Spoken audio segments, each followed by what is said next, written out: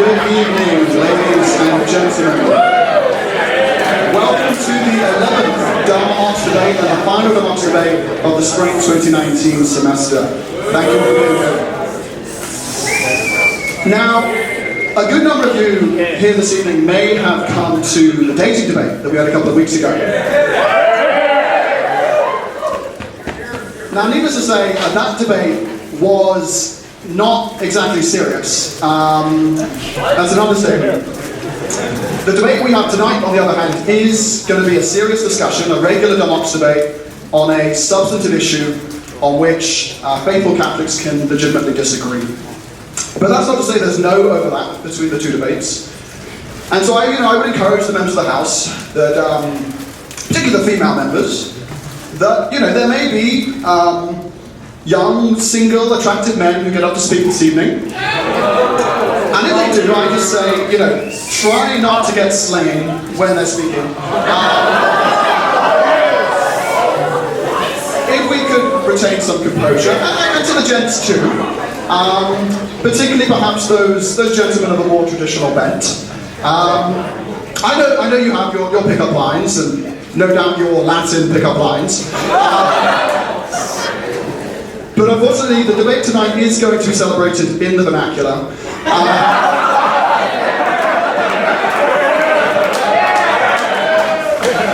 And so it does mean it's going to be in English, American. And the other thing as well is that we will not be facing East as we speak. So we can just bear those things in mind. But in all seriousness, there were a lot of people that didn't want us to have this debate tonight, and they quite legitimately had concerns that a debate like this could very easily become heated and could descend into name-calling, into personal attacks, and into excessive appeals to emotion. But the reason why the Veritas Society, after a lot of careful deliberation, decided to go ahead with this debate is that we really do believe that the student body at Franciscan is capable of taking on an issue like this and discussing it in a way that is respectful and that is intelligent. And so what I would urge you all tonight, I would urge the members of the House, is that we rise to the challenge. And there may be arguments made tonight that are very passionate, that are very personal. But even in the midst of that, I really urge you all, let's retain our sense of charity, our sense of respect for our fellow brothers and sisters in Christ, because the truth is that this is an issue on which faithful, intelligent, good Catholics can fall on both sides. And so if we can all recognize that tonight, then I think we can have a really good discussion and be an example to our fellow students of how to tackle issues like this, skills which our society seems to have lost. With that, in terms of the format for tonight, hopefully most of you by now are familiar with the Dharma format, but as you know, it's a parliamentary debate, and you can read in your brochures how that works exactly. But what it means, among other things, is that when you get up to speak, after being recognized by the chair, the use of notes is forbidden. So you can have notes when somebody else is speaking, you can write things down, but when you're up speaking, it's meant to be extemporaneous, because that's really challenging us to practice those skills of speaking off the cuff in a way that's very personable and relatable. The other thing is we do encourage participation from the crowd, and so tonight, within reason, you're still encouraged to express your approval or your disapproval for the various different speakers. And as you know, there is also, the debate is structured, we have opening statements, the open floor period, and then the lightning round. And so you'll see the progression as the debate sort of goes along and it picks up the pace. So with that, I think we are ready to welcome our speakers this evening. And we are blessed to have a very, very solid lineup. On the affirming side tonight, and you can see how seriously we took making sure this debate was a success. We even named one of our speakers Prudence. So on the affirming side tonight, a senior majoring in history and minoring in human life studies, please welcome Miss Prudence Robertson.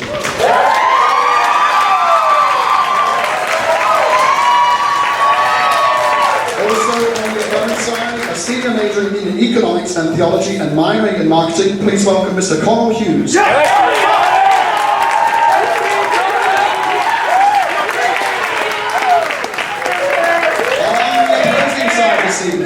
a sophomore majoring in theology and communications with a concentration in journalism. Please welcome Miss Adito Walk.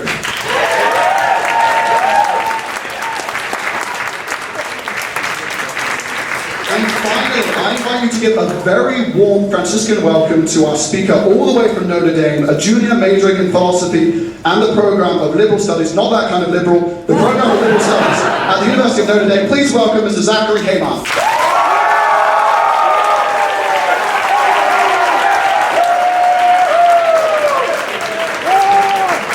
And all that means, ladies and gentlemen, tonight, please join me in welcoming our chairman, Mr. Daniel McNichol.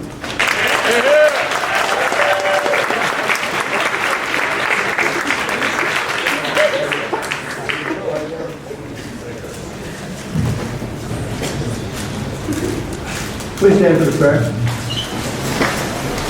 In the name of the Father, and the Son, and the Holy Spirit. Amen. Hail Mary, full of grace, the Lord is with thee. Blessed art thou amongst women, and blessed is the fruit of thy womb, Jesus.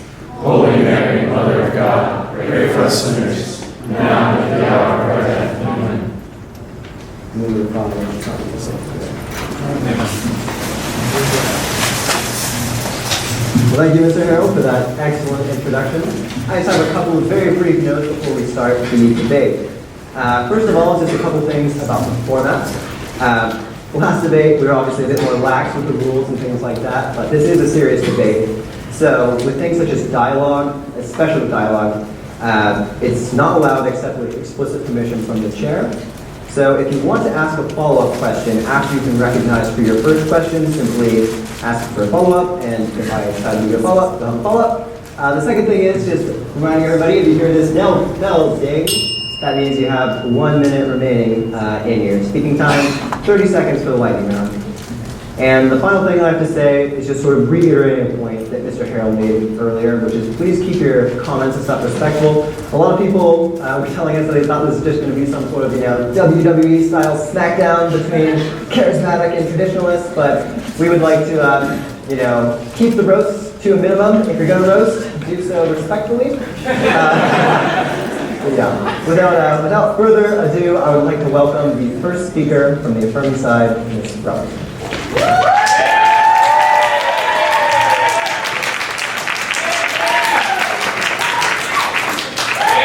Hello, ladies and gentlemen. Thank you so much for being here this evening and so graciously participating in our debate. I'm very excited to be here and to hear all of your opinions on this topic. So, the question at hand is this: is there a place for praise and worship in the liturgy? And my partner Kamal and I are here to demonstrate to you that there is. In fact, there are binding church documents which defend the use of praise and worship in the liturgy. Now, whether you have a great affinity and love for praise and worship or not, we are simply stating that the church has deemed it acceptable to use in specific instances during the Mass. So have no fear, lovers of praise. Your souls are not in danger. You are not damned to hell.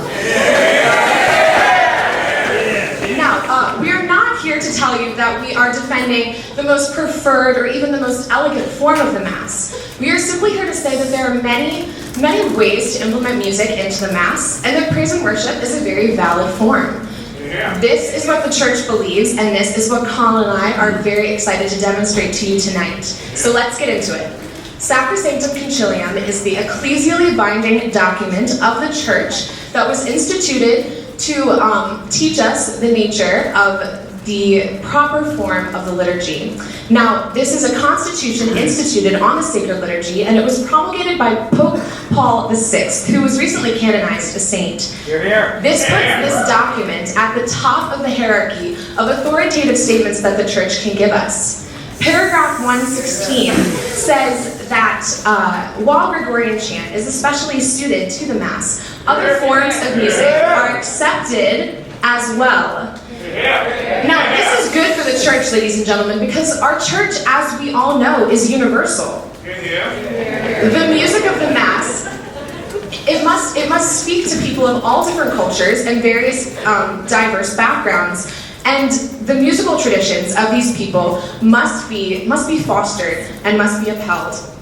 Because it is through these traditions that the church is able to connect with people on a level that resonates with them. And it is through this resonating with the people that the church is able to effectively evangelize, which is the sole mission of the church, is it not? Musicum sacrum includes popular music, be it simply religious, in its definition of sacred music, aka music to be used in the liturgy.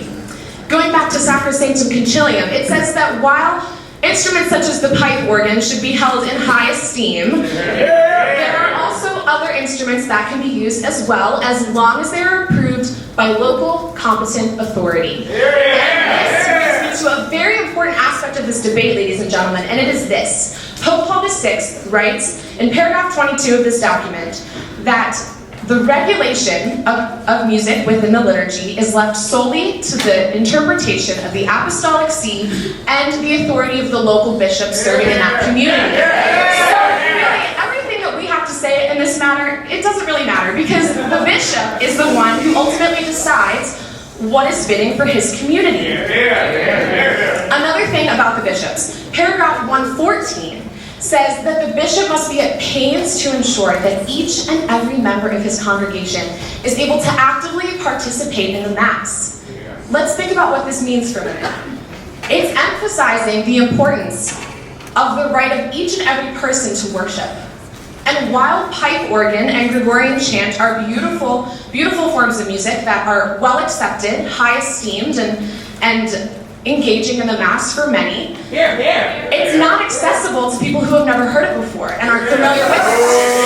And now I know what you're thinking. Praise and worship isn't accessible to everyone either. Some people don't understand it, some people don't like it, some people hate it. But that's not to say that it's completely ineffective, and in fact it has been effective, in raising the heart and mind to God in the context of the liturgy before. Now, ladies and gentlemen, the church is not rigid. The church is not rigid. In paragraph 112, Pope Paul VI writes that the church accepts all forms of true art and admits them into divine worship. The church does not seek uniformity on aspects that do not implicate the people. He writes that there are aspects of the Mass that are immutable, and they are given to us by divine authority. And he says that there are aspects that are subject to change. One of these subjected aspects of the Mass is music. And although there are forms, traditional forms of music that are more commonly accepted, that's not to say that other forms aren't allowed as well. Praise and worship is accepted by many people of this faith. It resonates with members of the Catholic Church. Therefore, it should not be completely eliminated from the liturgy. And that's really all I have to say. So, I wanted to break out my guitar and start playing Oceans at the end of my speech, but I'm not going to do that.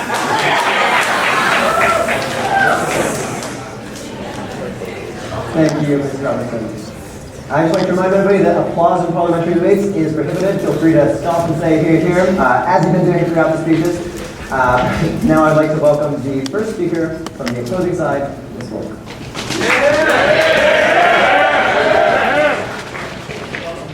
Hello everybody, thank you for being here.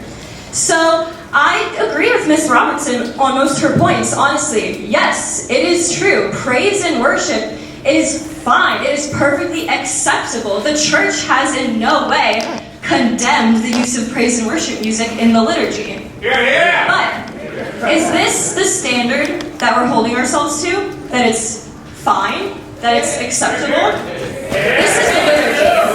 The highest form of prayer. The Eucharistic celebration. Jesus Christ himself is present on that altar. Are we going to praise him with something that's fine, acceptable? Or are we going to offer him the first fruits, the highest form of prayer that we have? Catechism of the Catholic Church, paragraph 1156, says that the musical tradition of the universal church is a precious gift of inestimable value. What is this tradition? Years and years, hundreds of years of monks with chant, organ, choir, beautiful hymns. Compare that to the praise and worship movement developed by Protestants in the late 1900s. Now I tell you, I ask you, what is more beautiful? Because I want the liturgy to be beautiful. I don't just want to sing an acceptable form of music. Sure, it's great, but we should be promoting the highest form of music, this beautiful, beautiful chant, choir, organ, and not just any kind of guitar strumming. The Catechism lays out 3 criteria for sacred music. It says that sacred music fulfills its function if it fulfills 3 criteria. These are beauty expressive of prayer, unanimous participation of the assembly, and the solemnity of the celebration.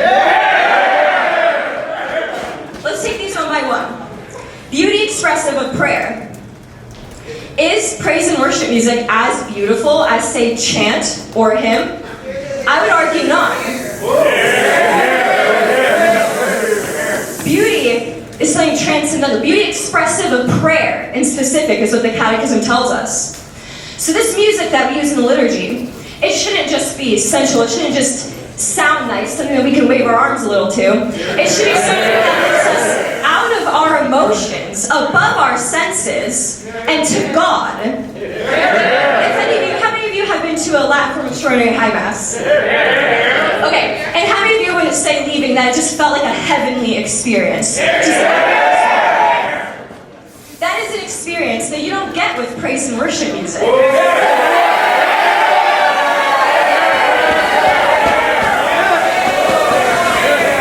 Let's move on to the second criterion.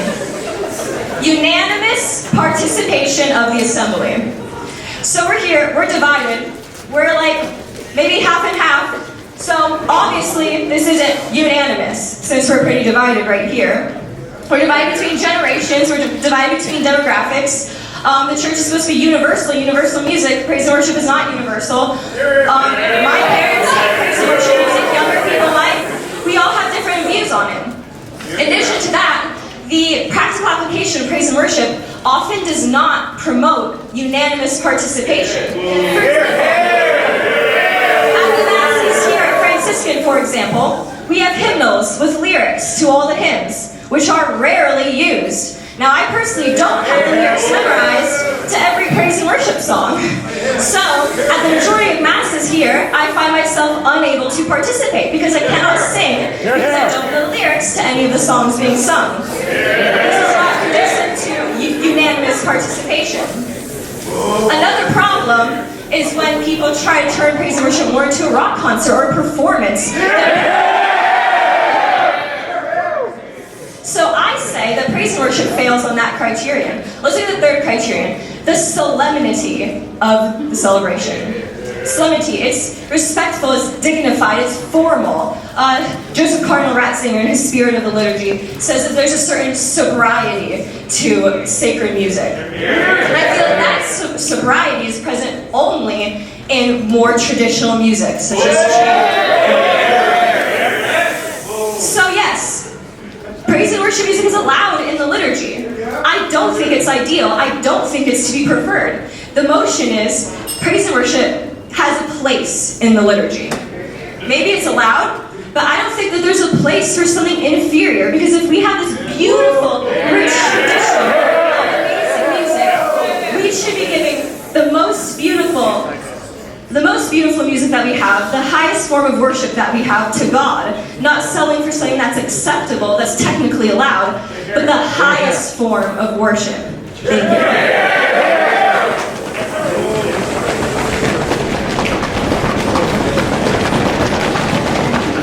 Thank you, Ms. Moore. The chair will now recognize the second speaker from the affirming side, Mr. D. Thank you all so much for being here. I'm really excited to be here with you all tonight because this is actually my first ever Dumbox debate. I've never been to a Dumbox debate as a spectator or as a voter, much less as a defender of the House. But I think it's really important, guys, as we talk about this, to remember what is the question at hand. And this is the motion I'm defending, that the House believes that praise and worship music should have a place in the liturgy. The question is whether or not it should have a place, any place. And our opposing side, their duty, is to demonstrate to everyone here beyond a shadow of a doubt that there is absolutely, under no circumstances, anywhere, ever, at any time, any place for praise and worship music in the liturgy. That is not a matter of opinion. That is simply the question that is at hand here. I don't mean to be facetious about this, but I would like to end the debate as quickly as we can. And the church does a really good job of answering this question for us. There was a council, you may have heard of it before, it was the Second Vatican Council. This is an authoritative teaching of the church. During this council, the whole magisterium got together along with the Pope, and they came together and they decided on a number of things that all the faithful were to be doing with their lives in the church. And one of those things regarded music in the liturgy. There's actually a document in the Vatican II craft, it's called Sacrosanctum Concilium, and as my dear Prudence did such a great job earlier, she mentioned all these different quotes that specifically said, beyond a shadow of a doubt, binding authoritatively, that there is a place for other kinds of music other than the beautiful music, which we agree, Gregorian chant, sacred polyphony, all these kinds of music are truly beautiful. Now, Sacrosanctum Concilium has another document which the church also binds authoritatively, and this document is called Musicum Sacrum. It is the Congregation of the Sacred Rites that implements what happens in Vatican II in Sacrosanctum Concilium. The document is called Musicum Sacrum, and it binds. Paragraph 4, right after the introduction of this document, makes it excessively clear what has a place, any place, in the liturgy. Alright? We're not debating whether or not it's beautiful or not, we're just debating whether or not it has a place. It says sacred, the document says sacred music is what has a place in the liturgy. That's it. Sacred music. So you ask yourself, what is sacred music? Well, lucky for us, the church, in her wisdom, gives us an answer. It lists several things in order about what sacred music is. Number 1, Gregorian chant. Truly beautiful, has the highest place in liturgy, and is to be preferred. It is truly to be preferred, all things being equal, as it says in Sacrosanctum Concilium. Thankful for us, things aren't always equal. Some people have a greater or lesser degree of knowledge, which leads us to our second tenet of what is sacred music, and that is sacred polyphony, be it ancient or modern. Although we don't have too much modern polyphony coming out these days, it is still listed. Thirdly, we have music on the pipe organ. That is number 3. That is listed, and it is a more modern development than Gregorian chant itself. But both ancient and modern types of music used on the organ is permitted. Number 4, and this answers our question for the debate tonight, ladies and gentlemen. It says that popular sacred music is to be admitted, be it liturgical or simply religious. Now you ask yourself, what does it mean to have the distinction between liturgical music and simply religious music when we're talking about what music can be used in the liturgy? Liturgical music, by definition, is that kind of music which was crafted specifically to be used in the liturgy. And yes, of course, this is admitted to the liturgy. It was crafted for it. But what about that simply religious popular music that Musicum Sacrum tells us we can use? Ladies and gentlemen, I can't look worldwide and find a genre of music that is simply popular religious, that is more popular or religious than modern-day praise and worship music. It is universal, it is morally recognized in North America, South America, Africa, Europe, Asia, and even Australia with our friends in Hillsong. Ladies and gentlemen, it is simply popular religious music that serves the purpose of the liturgy, as Musicum Sacrum tells us. And that, ladies and gentlemen, leaves a place in the liturgy for praise and worship. Now, I do want to just give you guys something. This isn't a matter of opinion on that bit, but I will pump up the praise and worship people so that you don't feel bad. You can worship with Beethoven or Bethel. It doesn't matter. But I do want to give you I want to tell you some things about praise and worship and how the way that our church is built right now. I understand that in the early times the liturgy was not meant to be evangelistic, we know what I'm trying to say, in nature. However, given the nature of our church these days, we simply have a system in America and in some cultures where we can't avoid the fact that if you're going to evangelize, you need to bring your buddy to Mass. There's no other place to go for most parishes that are dying these days. Mass is the place. This is what our Protestant brothers and sisters do so well when they invite people to church with them on Sunday. And oftentimes they experience Jesus. So Jesus Christ is on the altar. And to your point, I do truly believe that traditional music is beautiful. And that we want to honor God with the greatest beauty possible. But to that point, I can't think of anything more beautiful than a heart that's open before the Lord. universally from experience and from data that far more people come into conversion to the faith through praise and worship music. And if we want to have a place for that,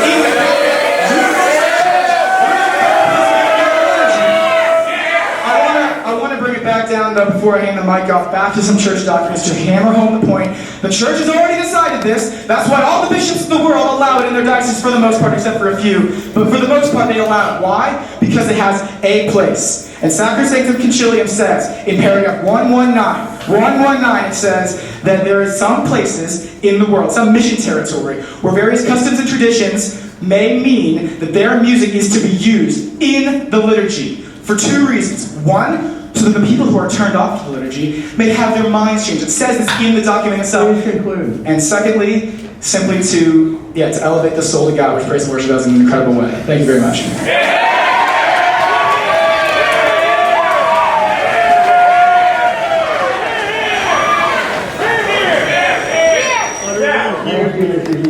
I'd like to remind everybody that after this next speech, we'll be moving to the open floor period of the debate, so start thinking about what things you want to start talking about in the debate.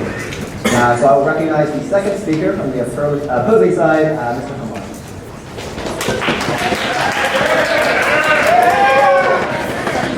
Hi, good evening. I'd like to start by thanking Veritas Society for inviting me to come out. I'd like to thank all of you for listening to me, even though I'm a heretic from Notre Dame. So, all right. So, what's the question here?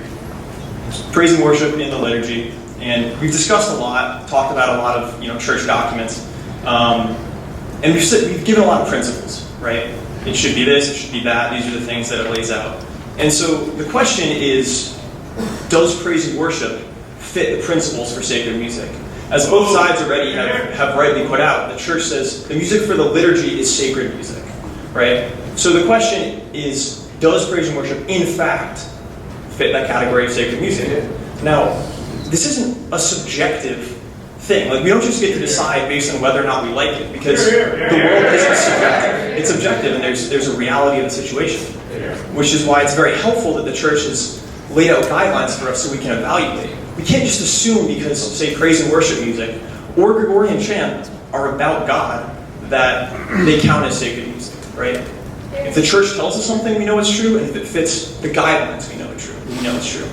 St. Pius X, in his Tre La Sollecitudini, which was written in 1903, lays out 3 principles for understanding what sacred music is. And something is sacred music if it fits these 3 characteristics. The first is that it's, this is a surprise, sacred. The second is goodness of form.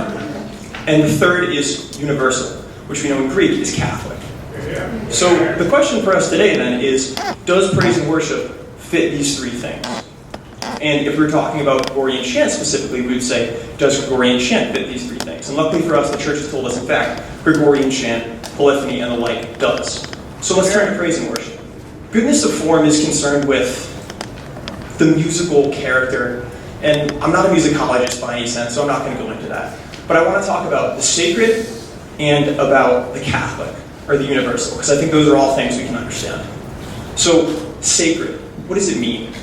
Literally, the word means set apart, right? When God chose the Jews, He set them apart from all the other people. That's why they had all those ritual laws, so that they would look different.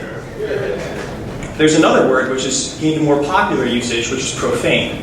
But in its original use, it didn't just mean awful or untenable or something. It comes from profanum, which means before the temple or outside the temple. Literally something which wasn't religious.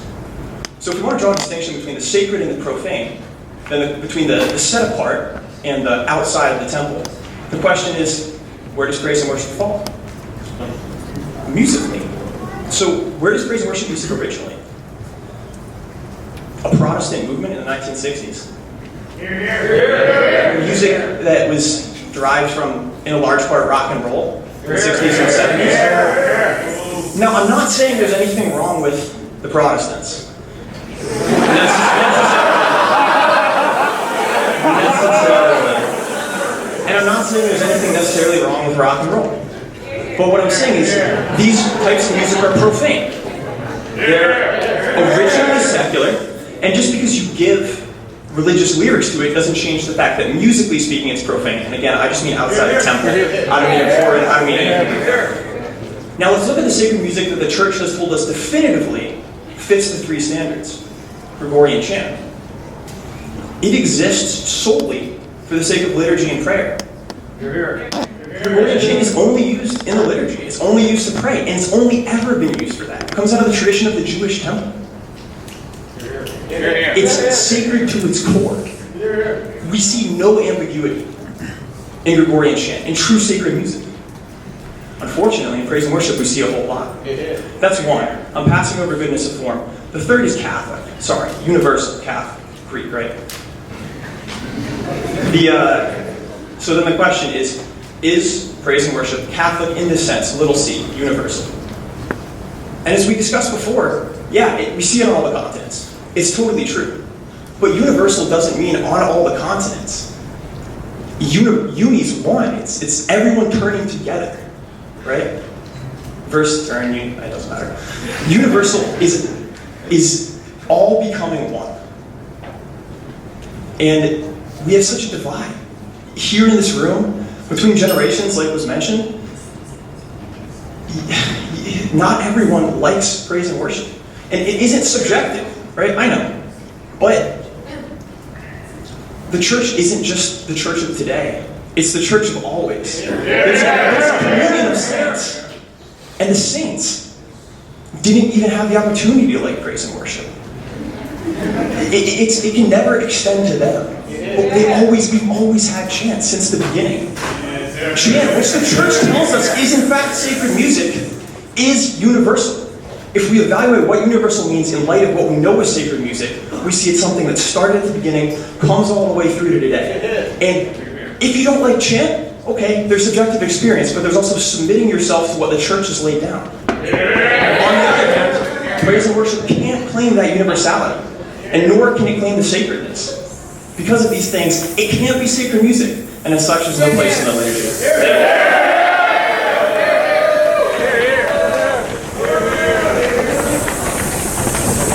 Thank you, Mr. Hamar. We're now moving on to the open floor period of the debate, where speeches will last 5 minutes, and you'll have the opportunity to take questions afterwards. I'd like to remind everyone that things such as swearing and excessive rudeness will not be tolerated. The chair will first recognize the gentleman over here.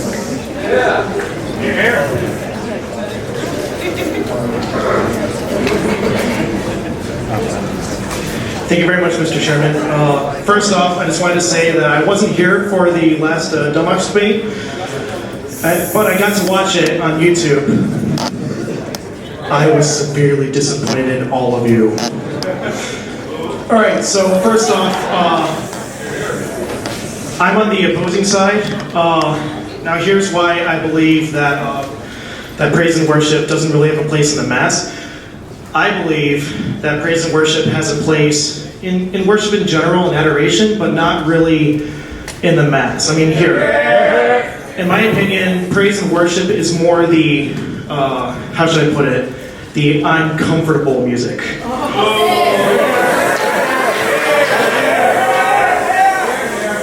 Now think about it for just 1 second, is that is your Creator up at the very front of the church.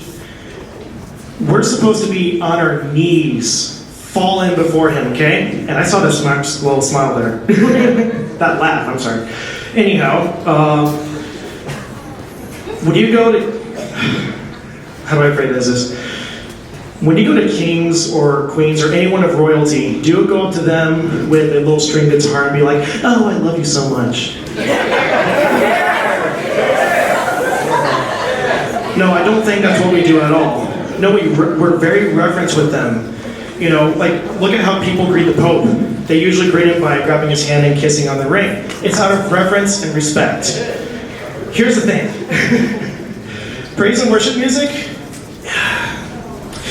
I have to agree with everything that they've said. It's invented by Protestants back in the 60s. It's because it's how they felt like doing it. I'm pretty certain that when God called all of us to become His apostles, He didn't say it's going to be fun for the whole family. At all. Besides, the book of Revelation, a lot of the visions are truly spectacular. They're beyond description. Now, that's to say that it wasn't just a simple thing that you saw. Rather, it was the most elaborate, the most beautiful thing you could never describe. So you're telling me that we're supposed to go to heaven and look at that vision and play a simple little string guitar song. And besides, as another point, is that if the church believes that all forms of worship are permissible, now I come from a town where the altar servers stand like this.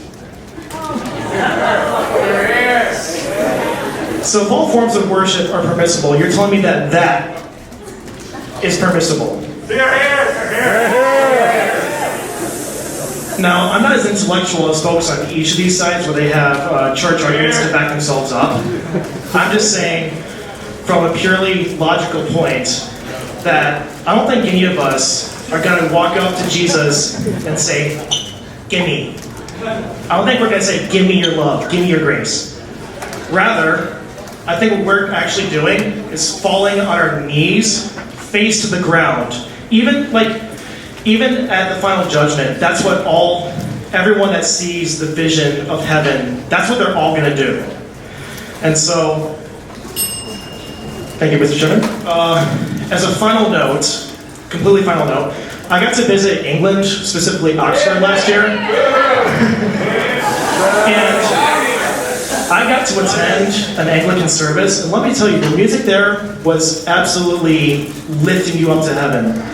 Now I'm just saying, we're Catholics. We're the true church. The Anglicans are the Protestants. We have to step up our game because they're being far more respectful than we are. Thank you.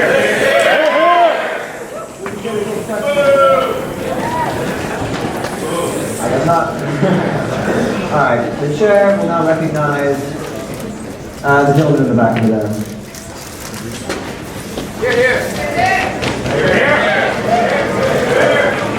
Mr. Chair? Alright, I do feel a little underdressed, but it's still kind of overdressed. Still kind of overdressed for praise and worship.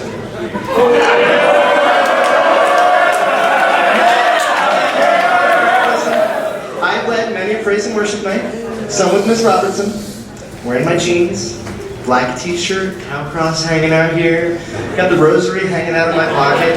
And you know what? I love praise and worship. I really do, okay? But here's the deal.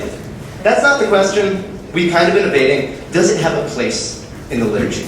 And just 2 points about the fit that I'd like to address real quick. The first one is, what is the purpose? What are we doing with praise and worship? And the fact of the matter is, it's self-centered.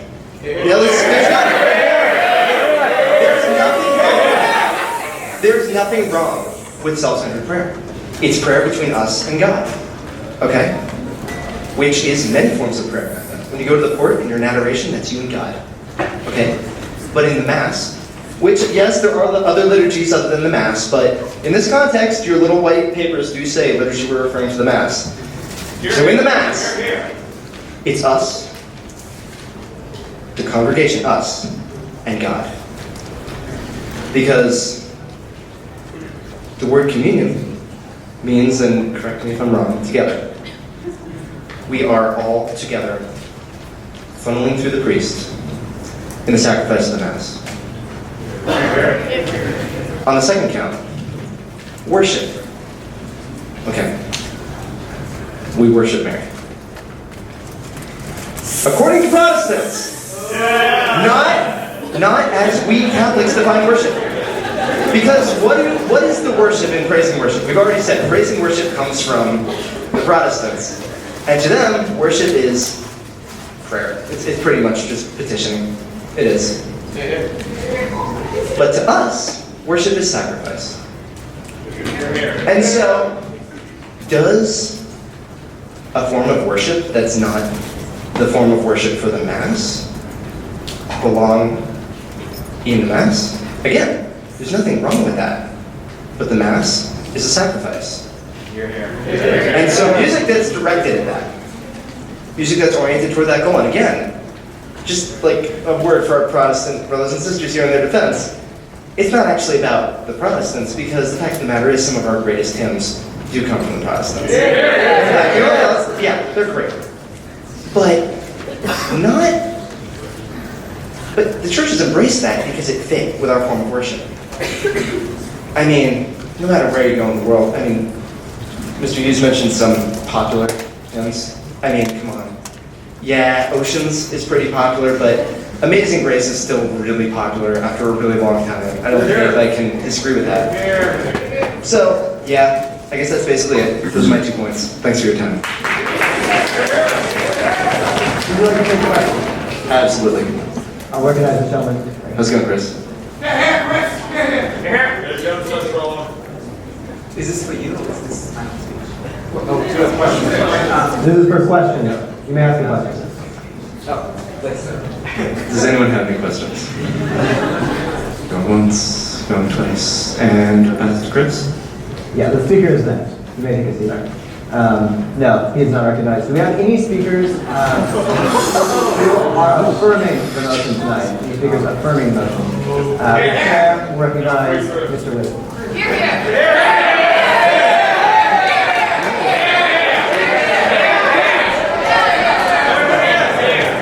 All right, ladies and gentlemen. First of all, this is really good. It's very nice to have someone from Notre Dame here, you know, makes it a very classy event. It's a classy event anyway. Okay, I would just like to remind us, first of all, that the debate is about should it be in the liturgy. And I would also just like to, I would say, challenge both sides, because both sides have said the church is definitively settled on this issue, and that's never a Dunlop's debate. So this is a question of opinion. And so I'd like us just to remember that and to stop getting up and saying, the church has said this, therefore we must all vote on this side. That isn't true. But I think if you take what the church has said and apply your reason to it, the answer is pretty clear that praise and worship is just fine. So first of all, remember we're asking, should it be in the liturgy? And I would like to also draw your attention to the fact, because this is kind of important, that the opposing side is not just opposing praise and worship. They are in fact pretty definitively interpreting the church to say only Gregorian chant is the most the music that should be in the liturgy. What they're doing is they're taking church documents that say praise and worship is to be preferred, all things being equal, as Mr. Hughes said, and applying that to saying therefore you should only have praise and worship. And to be honest with you, I think this is this is misapplied reasoning for this reason. Because, as has been brought up, the church is universal. And what that means that Christ came to save all men, and that Catholicism enters every culture in the world, and finds different expressions, and that's okay. And of course, we're all tending towards the great culmination when Christ comes back in the second coming, and everyone's, I guess, the same. But right now, we have the church in different cultures finding different expressions. I had the privilege of going to Uganda a few years ago with some Franciscan students. And it was phenomenal to go to Ugandan masses, guys. It truly was. You know, one thing they do, and this is slightly off topic, they applaud at the consecration. Isn't that weird? The priest elevates the Eucharist, and everyone. I was at this one big celebration, and the whole it was in an arena because there was 3 million people there, and the whole arena erupted in applause when the priest said, "This is the body of Christ," and elevated it. Okay, and a couple of guys on the mission didn't like that. But you're saying that these people's way of showing reverence is that's just not what we do here, so you shouldn't do it. That's not Catholic. That's not. Also, Gregorian chant, yeah, sure, it's to be preferred, but there's a lot of cultures in which that's just not the way people worship. Okay, and so I have no problem introducing it into those cultures. I think that's fine. But to say that these cultures are celebrating Mass wrong. Because that's what you're saying. If you're saying it shouldn't be in the liturgy, you're saying they're celebrating Mass wrong in these African countries where they praise God through, it's not just praise and worship, they praise God in a lot of different ways, but they're praising God not with Gregorian chant, let me tell you that. And so I do think this is quite a simple point. It's not because the church has definitively said, yes, praise and worship definitely should be in the liturgy, but it's because you find different ways of expressing Catholicism in different cultures. Yeah, and to be honest with you, I don't think it's more complicated than that. So, please run the motion. I now some open questions. Do you have any questions for Mr. Miller? Your recommend. Aren't there some things that are wrong in the liturgy? Of course.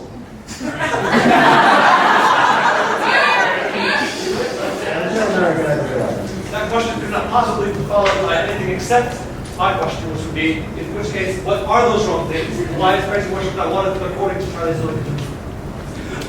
So I would say, because if you look at the document of Sacrosanctum Concilium and the Catechism of the Catholic Church, both of those documents allow for an interpretation which means that praise and worship is okay.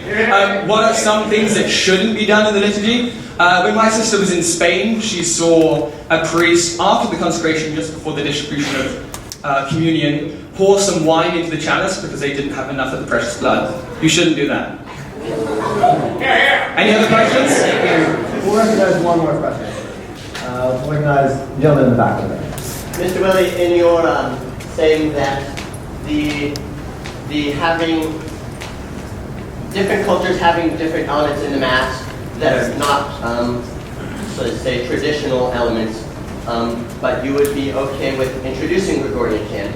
Could that be a difference between fallible ignorance and infallible ignorance, where when you do not know about the more traditional elements, you can't be saying to doing the liturgy wrong, but it would be better to incorporate the more traditional elements once that infallible ignorance is overcome? Sure. So I would say that you can definitely incorporate those elements, but no, because I would say that what you're looking at is you're looking at culture. So if you want to say, should the culture change?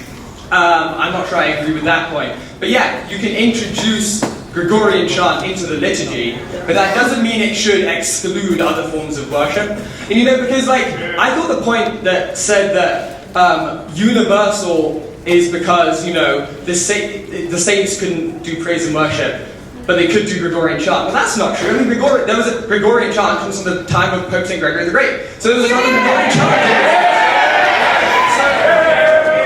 Yeah, so to answer your question, I would say it's more complicated than that. But maybe that doesn't happen.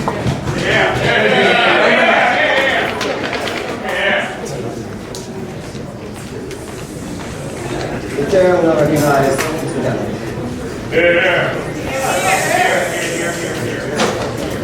Thank you very much.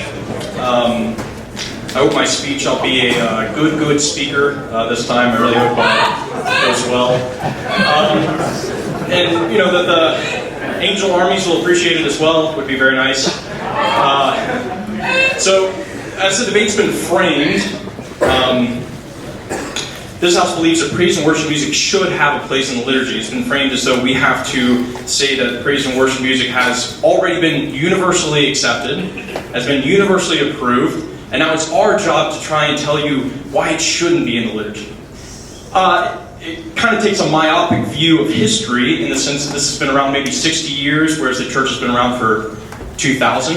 And in terms of music, let's go back to those three criteria laid out in the Catechism. If you see the Catechism as a continuation of the documents they refer to in Vatican II.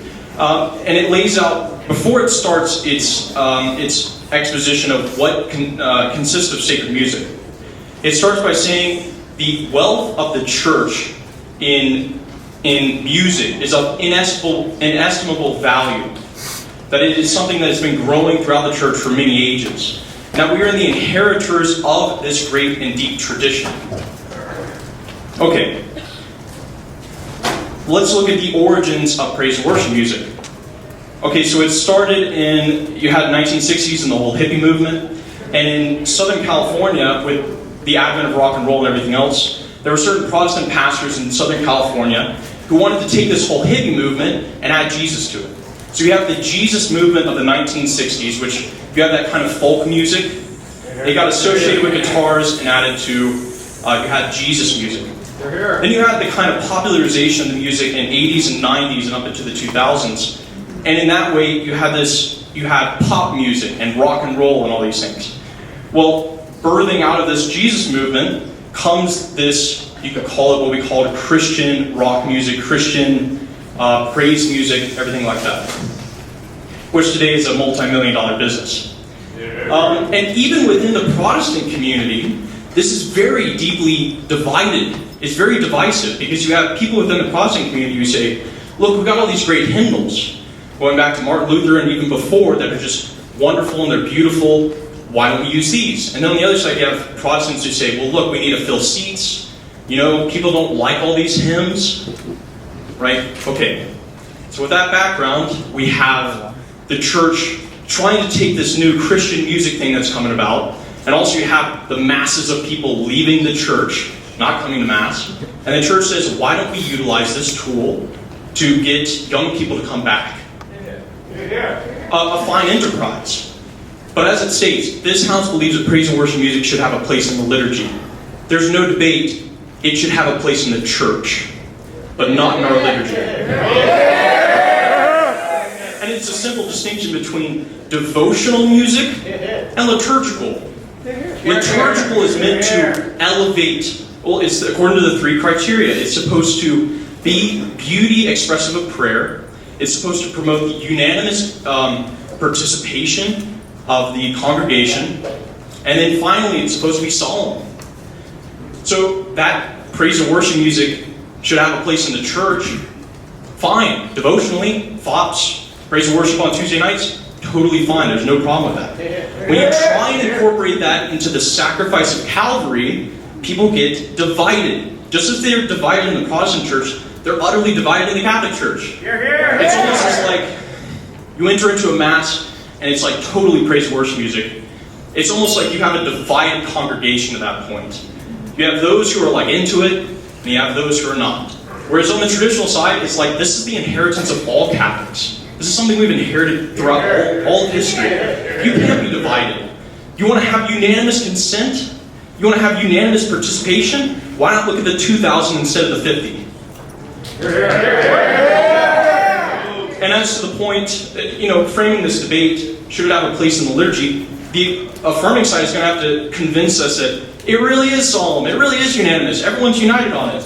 It's, this 50-year-old Protestant movement that we've adapted for the youth, and no one else likes it but the youth, and many youth don't like it. We should put this at the high point of the Christian life. The source and summit of the Christian life should have music that comes from Protestants. And in fact, comes not ex corde ecclesia, but comes ex corde Protestants. I'm open to questions. We'll recognize the lady in the front. Okay, so my first thought is that Georgia at one point was the new thing.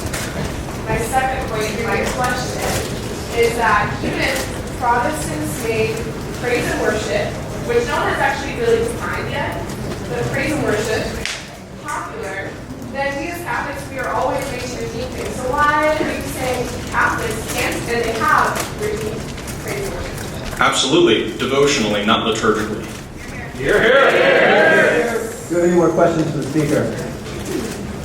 Gentlemen, take it front. Hey, I'm just wondering if you could answer Connell's distinction that he made when he quoted Musicum Sacrum between music that was made to be in the liturgy, which seems to be a lot of the argumentation for chant, because that's all it's been made for, but also that popular music is sacred and thus liturgical. And by the way, that would seem to undermine the whole, well, it originated with Protestants, and so it's not good. That would seem to undermine the argument. Vatican II says popular sacred music has a place in the liturgy. Praise and worship music is not sacred according to Vatican II.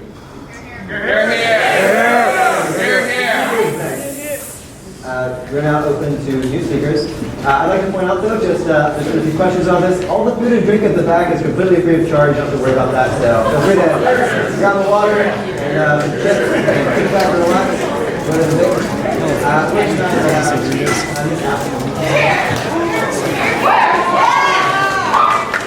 Okay, so I'm not going to try and convince you that I know everything about what we're talking about because I really don't. Okay. For those of you who don't know me, which is pretty much everyone in this room except for a small amount of people, I'm a brand new Catholic, okay?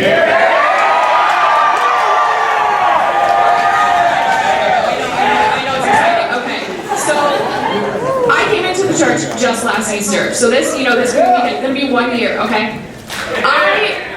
For someone who grew up not knowing anything about the Catholic Church, not even knowing that Jesus was actually man, I knew he was God, I never knew that he was actually man and walked this earth. For someone who never was taught about God, never taught anything about any religion, straight to Connell's point, saying, invite your buddy to Mass. That is one of the best ways to evangelize. My friend, my buddy, brought me to Mass for the first time. And most of you who are hissing at saying the church is universal, this is a great way to evangelize. Most of you, I can bet in this room, have been Catholic all your lives. I mean, praise God, that's a wonderful thing. But coming from someone who hasn't, going into church, going into Mass for the first time, not knowing any of the prayers, not knowing when to stand, when to sit, not knowing anything that is going on, one of the things that did stand out to me, what drew me in for the first time to this faith, is the music that was played. And that was praise and worship music. You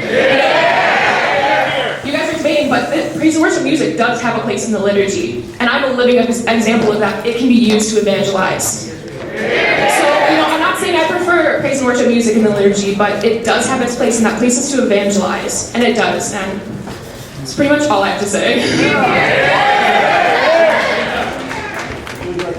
I mean, not really. If you have a question, go for it. I probably won't know the answer, but... Yeah, we'll recognize it. Okay, so I have a question. We're going to back on a little bit. So not everybody knows Latin, right? So yes. They don't understand music or like English. When you first went to Mass, did you understand or know praise and worship format? No. Thank you. And also, let me just say, if it was Gregorian chant, I probably would have ran in the other direction. Here, here! Any more questions? Any more questions? Oh, yeah. Can I just follow it up? Yeah. So you're saying that the music solely, not the words or familiarization before, what drew you into the celebration of music? Yes, because it made me feel like I had a part there. I didn't feel excluded, because going to Mass for the first time, not knowing anything that's going on, I did feel very much excluded. And the music, something that was more popular, what was more known to me, I had experienced music like that before in my life. Not praise and worship, but just like the kind of upbeat and, energizing kind of music. So yeah, it drew me in. I didn't know what it was. I didn't know it was praise and worship, but it brought me in.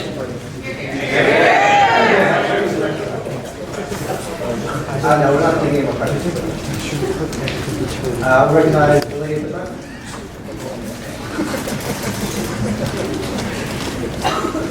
So I had no intention to speak tonight. I just want to put that out here because I didn't want to come, but I did, so I'm here. This is going to happen. So I work at the call center for the university, and I know there are a couple people out there who do, so shout out to us. Now there's this dreaded moment when your supervisor tells you that you're calling the youth conference parents. Because you're just like, oh, great. There goes my pledge rate. Now, there's this story that I tell all of the youth conference parents, and I'm going to tell it to you too. I was born from two Franciscan alum who baptized me as Catholic, but didn't raise me as Catholic due to random reasons. I don't know, ask them. But I was not raised Catholic. Now, must have been either 8th grade or 9th grade year. It's finally time for me to go to the Franciscan Steubenville conference. And I'm like, ooh, no thanks. And my mom's like, I knew I was Catholic. It wasn't something I was proud of. It wasn't something that I really accepted as a part of me. I just kind of ignored it. But I roll up to the Steubenville conference, and there's all these really happy teenagers. I'm like, what's happening? Because we're in 8th grade, no one's supposed to be smiling. What are you doing? And the one thing they all had in common was that they had Jesus in their life. And Saturday night adoration rolls around, and I'm like, okay, this is getting a little weird. Let's go. And we were talking about the beauty of different types of music. And there's nothing I've ever seen more beautiful than Finnegan Fieldhouse, filled to the brim with 8th graders and 9th graders, all praising God at the same time. And that was the moment that I decided that I wanted to be Catholic. I was also confirmed RCAA, went through the whole process, and you know, Easter Vigil Mass, roll up, just like, hey guys, what's up? So that was interesting. And then that's my first point, is that there's nothing more beautiful than letting people into your religion, because I've never related to Gregorian chant. I don't get it at all. I'm just like, okay, it's nice. Can we put on some like Beyonce? Like, speaking of Beyonce, she actually sang for Queen Elizabeth once. So I don't know who said rolling up to Kings and Queens with a guitar, but Beyonce went there. Throw that out there as well. Beyonce been there and done that. Now, everyone's been dragging on the Protestants tonight. Because how dare we adopt something from anyone else? Anyone other than a taco? Or a German car? Tacos? Taco Tuesday? No? Yes? Maybe? Up in the pub? Right? We adopt things from other cultures all the time. Whether it be religious, or tacos, or cars, or architecture. Thank you. So, I want to mention that, but also I just want to say stop hating on the Protestants while they're not going to defend themselves. Hear, hear. Hear, hear. Sure, I'll take questions. Recognize back. Or 8th and 9th graders filling the Finnegan Fieldhouse to the brim considered the sacred liturgy? Because I don't think your emotional experience rightly constitutes an argument, and further proves that faith and worship music is right in the devotional sense and not religion. Hear, hear. Hear, hear. That's a great point, and I just want to throw out there that the 8th and 9th graders filling the field house are the church, because the Pope said the Catholic Church is in the hands of the youth, and the youth we're taking over the church now. This is becoming our church. We're coming into the church, and a lot of us can't relate to Gregorian chant, so it's gonna have to update with the times. Because I can't, go ahead, hit me. I don't know Latin. I don't even know Spanish. Okay. I don't know Latin, I don't know Spanish, I don't understand Gregorian chant in the slightest. It makes me uncomfortable. So we're gonna have to update with the times as a church if we want to remain a prominent religion.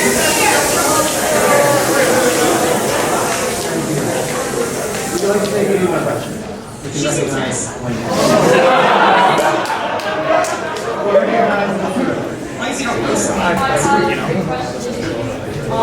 How do tacos and cars relate to whether or not you get Thank you. Great question. Now, the point is that the points that have already been made are the same thing.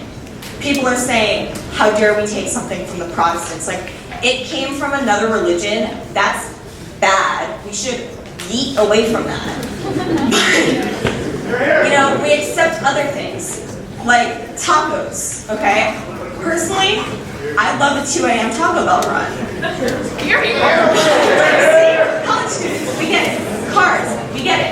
Like, adopting things from other people is okay, and it doesn't necessarily have to be bad, whether it's religion, food, or cars. Thank you.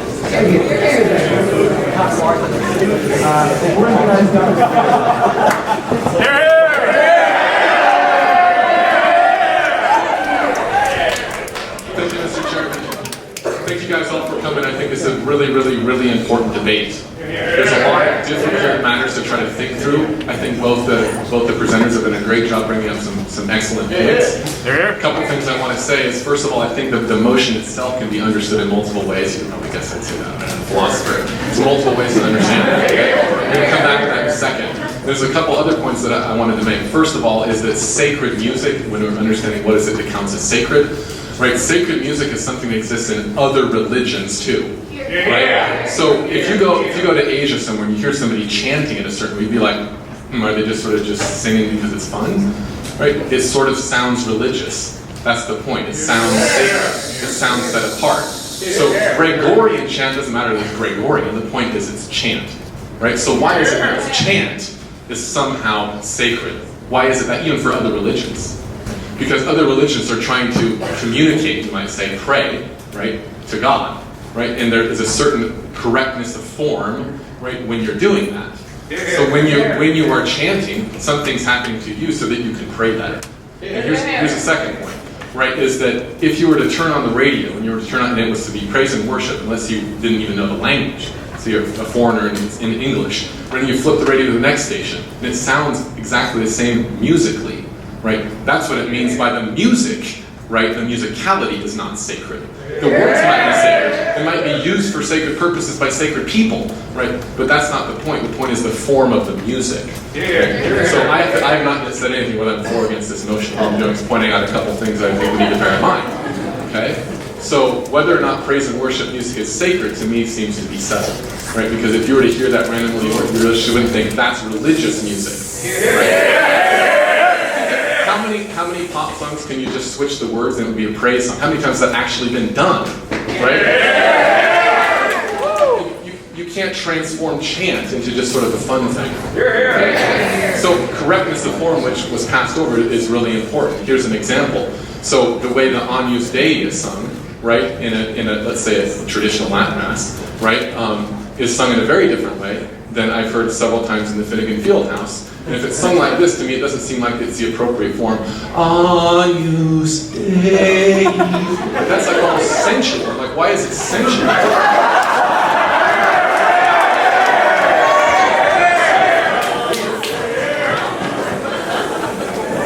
So the form. Now, maybe some people it's not that way, and that's fine. That's great. Okay, the point is what is the music doing?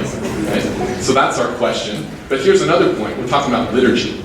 Right? What is liturgy? What is the Mass? Okay? Does the Mass require music? No. Right? It doesn't require music. Right? It's not even necessary at all, any kind of music. Why? Because of what the Mass is. What is the Mass? Right? What is the liturgy? Right? Here's an interesting distinction. Is the apex or the culmination of the Mass when you receive communion? Or is the apex or the culmination of Mass when the Eucharist is confected? Right, the moment of consecration. Right, it's the moment of consecration. Why is that? Right, it's because Jesus Christ is showing us how to worship God. Right, it's about the worship of God. The Trinity itself, in the inner Trinitarian life of the Trinity, is showing us how worship happens. We get to participate in that. That's my next point. What is participation? Right, Vatican II, which is our source of authority in this debate, and it should be. Right, we should be debating about how to interpret and understand that because it is authoritative. Participation, those documents say, is interior. Right? That is participation. Participation is not what you say or saying or standing or sitting. That isn't participation. Participation is interior. So if you do that with the right intention, participation. If you sit in a said Latin Mass and say absolutely nothing and just do this the entire time, and are utterly silent, but you're praying to God the whole time, that's participation. So, now, how do we interpret this notion in different ways? Okay, one way to understand this is, I think, like Mr. Hughes said, and if you understand it the way he says, I think, lockdown case. Right? Of course the church has said you can have worship music. That's right. That's totally interpreted that way. I concede that. Right? But I want to suggest maybe to understand it in a different way, right, that would give the opposing side, I think, a better argument, right, would be to understand it as it's about the place of music in liturgy as liturgy, right? Not in the place of the life of the church. The church has to make prudential decisions on what to allow. For example, the reform of the Reform movement, right, says, the proponents of that say we shouldn't just like take away the Novus Ordo, right, and just put the traditional Latin Mass back. That would be the exact same thing that happened to many people in the beginning, right? I talked to many people that went through this change, and they had the traditional Mass. Then next week, it's like the Novus Ordo, they have no idea what's going on. They left the faith. So we shouldn't do that same thing if we believe, for example, that the extraordinary form is extraordinary, and the ordinary form is ordinary. If we believe that, right, then we should say, look, Of course the church has a place for this. Thanks. Of course we have a place for this, but if we're talking about what type of music should be in the liturgy as liturgy, we have to consider the form of the music as music. So like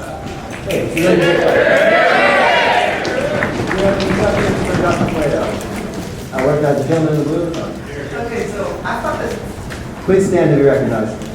I thought that the Novus Ordo Mass specifically was so that we can have a more active participation in the Mass. So just saying participation is about the interior doesn't seem quite right. Like I know that the Trinitarian Mass really can help. Formulate it in a question, please. Can you please formulate it in a form of a question? So my question is, how do you reconcile that? The fact that the Novus Ordo Mass was so that we can participate more, right? So how do you reconcile that with saying that participation is not about the exterior, just about the interior? it isn't only about the interior, but it's primarily the interior. So in other words, if you did exterior participation things, it doesn't mean you're participating in the sense that the church cares about.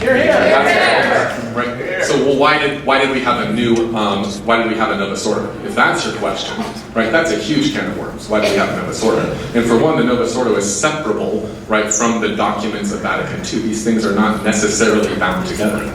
Those are different. In fact, I talked to many of my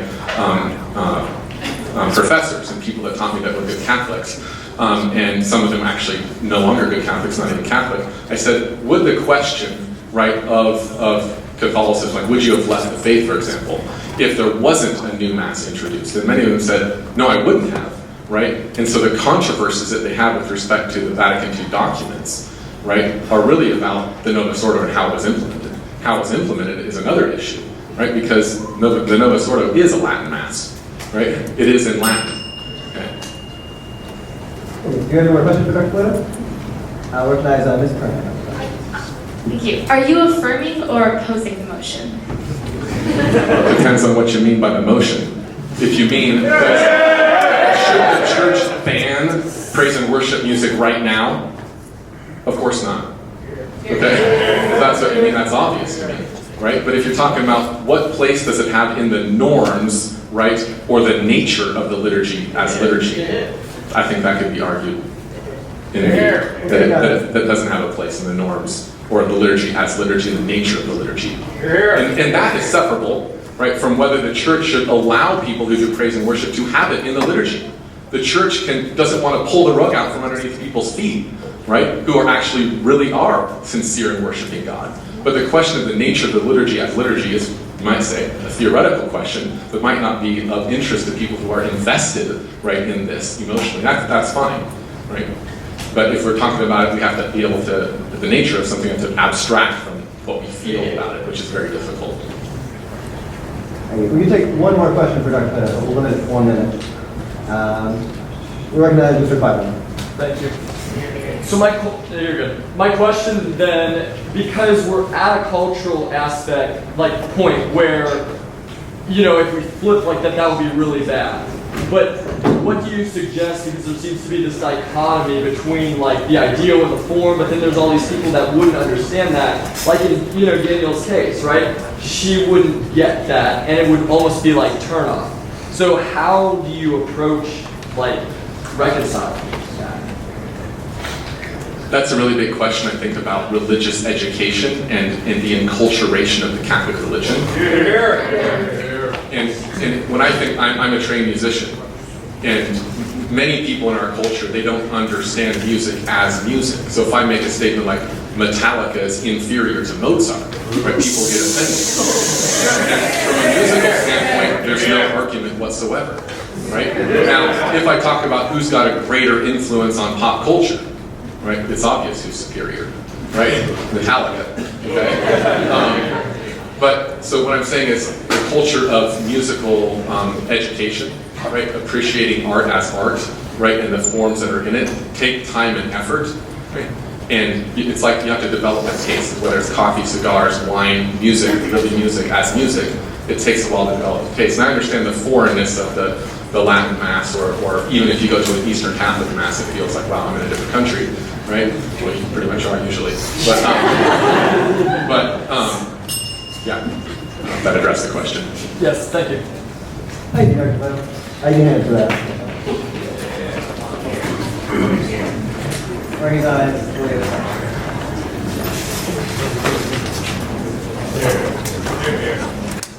Hello, thank you all. I wanted to talk about goodness of form, something that Zach brought up but didn't really get a chance to speak about. So I have seen beauty of music convert many a soul in what is objectively one of the most secular universities in America and the world, my school, MIT. There's an objectiveness in beauty where you can, and in music. So on one hand, you can compare and contrast a power chord to the harmony and symphony of tenors, altos, basses, and everybody just singing. Here comes another point on the goodness of form. You have the instrumentation. On one hand, you have a guitar, the occasional drum, or something of sorts. And on the other hand, you have the voice, something which for all of human history has been part of the soul, a way of breathing life into something. You can see it from the depictions of Aztec drawings, from Egypt, like history. You just see it. It's part of the way in which you communicate, connect, and life is given. That gives it a goodness of form in sense. On the third part of what makes music, you have the instruments, what it's about, like the harmony, the symphony, the lyrics. There's an irony to singing in the silence of the heart he speaks when you're trying to actually pray and hear that silence. On the other hand, you have things that are timeless, essential, like something written by my favorite ox, Adore te devote, to God hidden in the Eucharist, whom I do adore. It's essential for music. There's an innate beauty, and I have seen many, because my school's pretty diverse. A lot of people don't really know America, the culture, or even music, but there's things which just are beautiful to the ear. And it is that beauty which gives it the place in the liturgy. Thank you. Sure. Mr. Veritas. I would like to ask a question on the phrase first you brought up from was that timeless period after you wrote it? It was timeless since all time because of the lyrics, the meaning. God hidden in the Eucharist, whom I do adore. We know that that's universal, out of time, timeless, and continuous. Because of that, then yes. Could you clarify your question? Perhaps I don't understand it. I was just curious as to, is it timeless because, if it is timeless because of the lyrics, then why would those lyrics be not timeless in the sense of the phrase? Here. Lyrics. Music is made up of the three parts. You have, first of all, the breath, like the nature of it, the harmony, the symphony, which praise and worship does have, but there is a difference in the construction. Like if you look at the sheet music for praise and worship, does not compare in the beauty or even the artistic visual form of that of Gregorian chant. Like try singing something like that from the plain sight. There's an innate and intrinsic, even like mathematical beauty to the harmony of it. And praise and worship, for example, there's a lot of just like power chord, catchy tune, this, that, done. These are the only questions taken for, the chair will recognize Miss Maggio over that.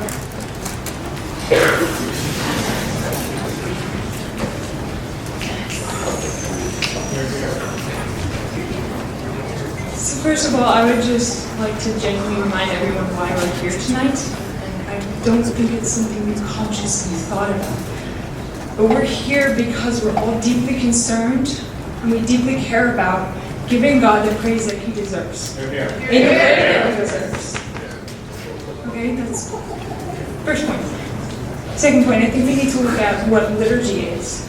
And that's the Mass. And the Mass is the sacrifice of the Eucharist. The Catechism of the Catholic Church says on the Eucharist that the Eucharist is the sacrifice of thanksgiving offered to God. A blessing given by the Church to express her gratitude to God. It's what the Catechism says, sorry. To express her gratitude to God for all the benefits that He's given us. For everything He's accomplished through creation, through redemption, and through sanctification. Eucharist is Thanksgiving.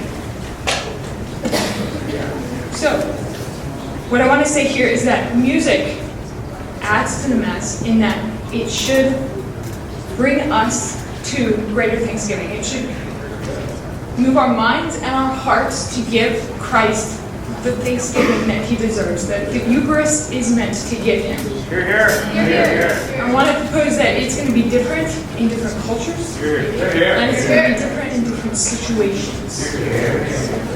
In different cultures, we have, you go to Africa, go to India, if you're in America, it's going to be different in those different places because we speak differently, we think differently, we love differently, we express ourselves differently. And that doesn't mean it's wrong, it's just the way we express ourselves. Second way it's different is circumstances. We have, take a group of children under the grade of 8th grade, okay? It's a summer camp. You're trying to get them to engage in the Eucharist, to really give their best to God, to really just experience the Mass, to participate. You can use music that is a lower form per se, and that is good because you're really getting the kids to actually delve into what the Mass is. You're engaging them. You're allowing them to participate in a way that they can understand. Now, take that same music and put it in a Mass with cloistered Carmelite nuns. And it's like, it's not going to go over well, okay? It's not. That's wrong. Okay, so what I'm proposing is not necessarily to affirm this, but, well, we can't recommend it, but I think that praise and worship music has a place and can have, not should have, can have a place in the liturgy if it raises the hearts and the minds of the participators in the Mass to give greater praise and glory to God.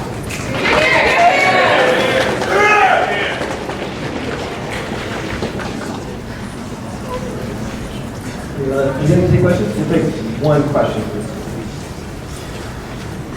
The gentleman in the back is recognized. So would you agree that, for instance, the pastoral issue of praise and worship in the Mass, it could have a place, maybe it must have a place for evangelization, but not that it should have a place? So what I'm trying to say there is that should have kind of implies that it must be a part of the liturgy. And I'm saying that in certain circumstances it is allowable.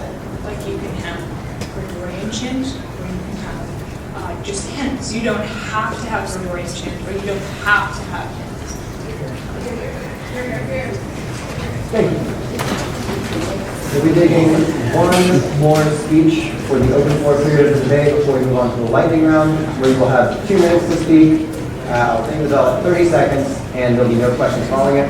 The chair will recognize Mr. O'Connor.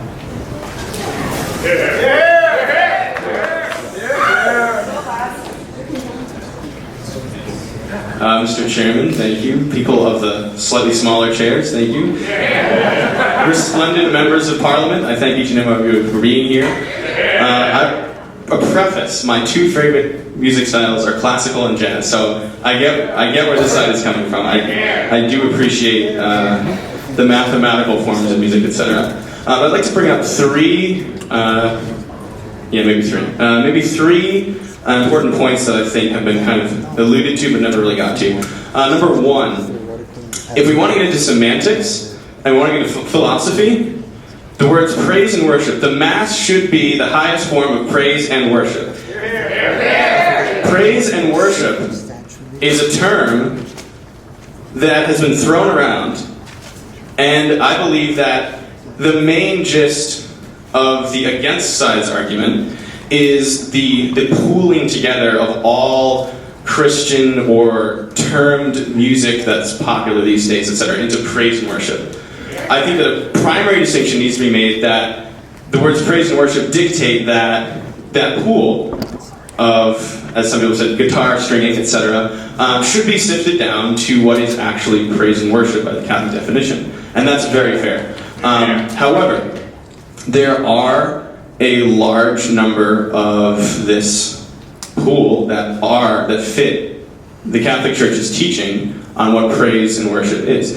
And praise and worship, Gregorian chant is praise and worship. Organ music is praise and worship. Organ music, funny story about organ music, there was a massive debate in the church whether organ music should be even allowed for about 50 years. No one allowed organ music because they thought it was a newfangled thing. They hated it.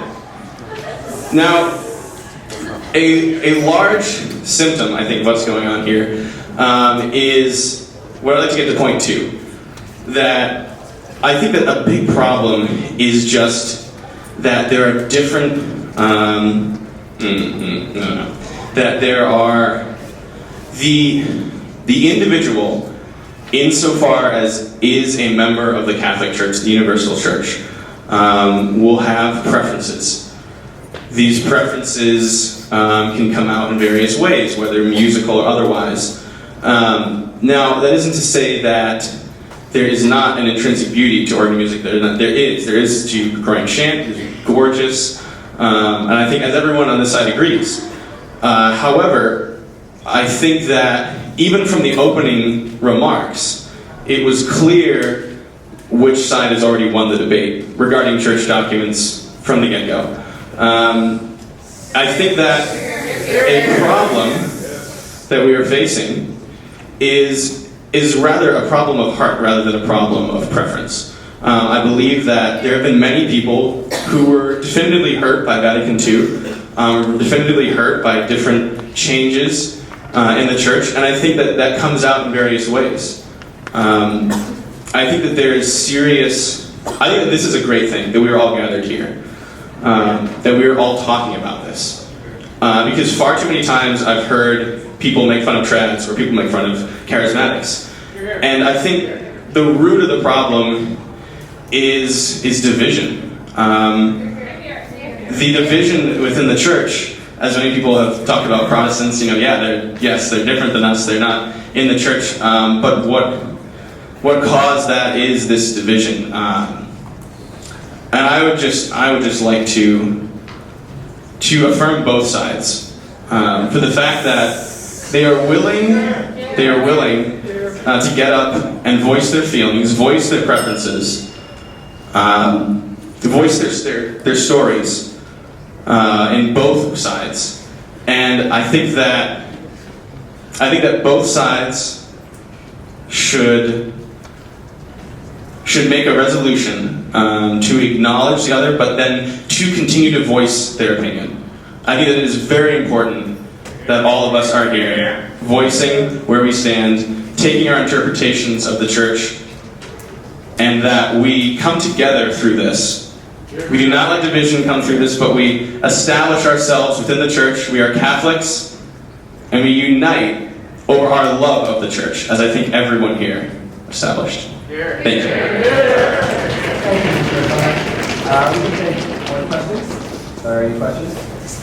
Mr. Ratty. Mr. Ratty, you led.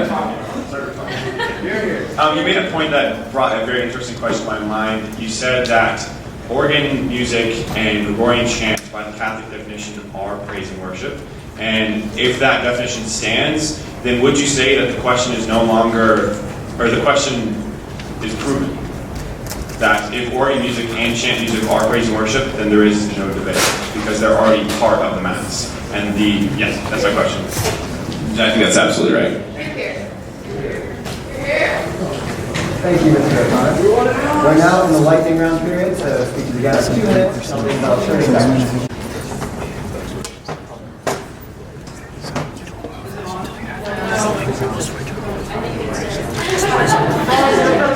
Okay, so my name is Clara. I did both my undergrad here and my grad degree. Don't ask me questions. So one of my classes, I think that was a core for my grad degree, was Vatican II, and I feel like coming from the knowledge of having to have studied what was Vatican II for? Why did they hold it? Why did everyone come together to do it? And then knowing what happened afterwards, is that we can implementation of it across the whole world, especially in America. I think tonight, especially, I I'm for the affirming side where praise and worship does have space in the liturgy. I think we need to think about separating, why do people care about it so much? Why are we so concerned? And I think part of the reason, and I want to preface this by saying that my parents are both older. My dad was an adult when Vatican II happened. He was a Catholic. And my mom, she was an Episcopalian. She's younger, but when she went to church when she was growing up, she still had to wear gloves. She got a day off of school for Ash Wednesday to go get ashes. And so, praise and worship aside, just related to that's when it started, stop blaming the Protestants. Look at what was happening when it started. Protestants have been around for much longer than praise and worship. We had the sexual revolution, we have the breakdown of the family, we have women being told they need to go to work, we have birth control, we have all of these things in Western civilization which subconsciously we remember, we know about it, and maybe this is why we're all concerned. Maybe we're worried that because the Protestants didn't have a magisterium, they'll just let anything go, it could mean anything. But we're not like that. We don't need to think about it that seriously unless things are turning a corner and they are in a completely different scenario.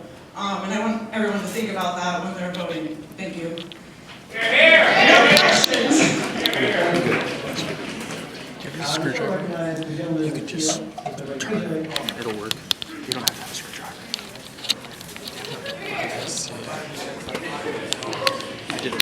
Okay, so I'm going to just say it out. I disagree with this statement, and don't worry, I won't mention Protestants. I think there are three main things about the whole question. I think it really boils down to, is praise and worship music, the genre, the stuff we listen to like Matt Marker's Tone and all that, sacred? And I'd say no. And there are three reasons why. The first one is a question of humility and reverence. All right? Definitive doctrine of the church, you find it in Lombard, Bonaventure, Aquinas. The sacraments are there not as a matter of humiliating us, making us humble before God. And that also ties in with the question of reverence, because it's not just awe and wonder. It's a question of also a little bit of fear, recognizing that God really is that great, and we are that small. And that's why the Gregorian chant, so simple, so pure, so unadulterated by crazy instrumentation, is something that actually brings you to humility and reverence. The kind of gratitude, the kind of thanksgiving that happens in praise and worship music is not at all that. Second, it's a question really of singability. A lot of people I know, honestly the better part, cannot sing more than one octave. You listen to a bunch of praise and worship music, that's going everywhere.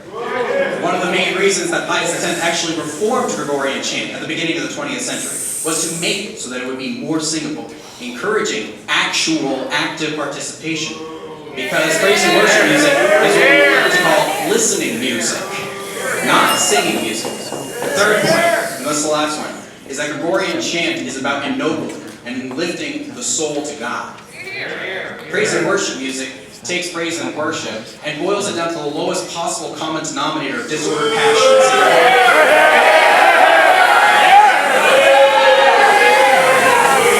Christ was made man, but he was most certainly not made that banal.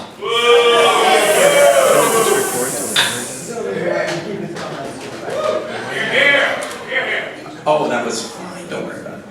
So in conclusion, we had this thing, Gregorian chant, the most suitable.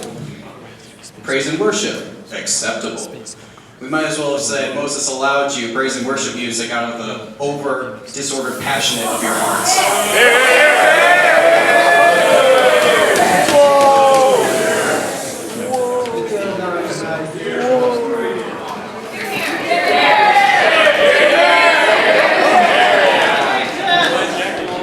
Thank you. So, I think this debate has come down to the central question of the form of the music. Because I think as both sides agree, Gregorian chant is, technically speaking, a more sacred and more beautiful form of music. So the question, therefore, is, in this debate, to continue, is whether or not the objective, better form and better beauty of this music therefore means that praise and worship no longer has a place. And I already know. And I would like to go back to Dr. Plato's speech, which I enjoyed very much. And he said, he told us a little bit about why music is in the liturgy in the first place. So if you guys all think for a minute, why is liturgy? I mean, why is music in the liturgy? Why is there music in the mass? Because as Dr. Plato pointed out, you can have a mass without music. That's not essential. So very technically speaking, the reason why we have music is actually for us, not for God. Now it's not at all for God, but very technically speaking, it's primarily. I mean, it's firstly for the participants. And why? Like, why is it for the participants? It's because in the Mass, as Dr. Plato said, a very key issue the Vatican II addressed is participation, right? Which is an internal participation. So I would argue that if you look at the idea of music in the Mass in the first place as for the participation of the people, that you do not necessarily need the most beautiful and the most sacred form of music in the Mass. You just need an acceptable beauty and an acceptable form of music in the Mass, not because we have to give less than our best for God, but because we have to do what will lead us to most fully participate. And as long as that music is beautiful, and as long as music is sacred, which by the way, just because its origins aren't sacred doesn't mean it's sacred, not sacred now. Then praise and worship should have a place in the Mass. If, for some people, like Miss Apple, it allows them to more fully participate in the sacrifice of the Mass. Thank you.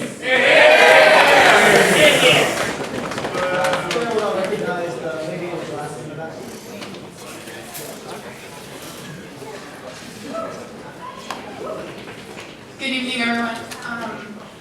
So I kind of noticed that I think our debate is kind of boiling down to, okay, yeah, Gregorian chant is more beautiful, sort of what Nash just said, and we kind of have established that praise and worship is sort of a lower music. And I'm recalling a quote from Socrates, this is my paraphrase. The best things only come through hard work. So I'm classically educated. My family homeschooled me and my siblings on a classical program. And that's hard work. Like, they didn't say, here, read any old book. They said, let's read Homer. And I hated Homer when I first read Homer. But people keep affirming to me, Homer's the best. They're like, so why, like, if it's hard, is it really the best? If my initial reaction is, I don't understand it, does that make it bad? I think we've lost connection with our deep Western roots as a culture. And that's an issue for a discussion for another day, like what's education and all that jazz. But here in the area of liturgy, I would say we need to reconnect with our Roman roots. Reconnect with our sacred tradition of music like Gregorian chant, so that we can give the best of the best to God and really be able to raise our hearts. Because have you heard the Schola Franciscana play? There is nothing more beautiful that I've ever heard. But do I understand it initially? My Latin's crap. But like, the more I work on my Latin, the more I can listen. And Latin's hard, but it's so worth it. It is so worth it. So please, delve into Gregorian chant. Delve into sacred polyphony. You will not regret it.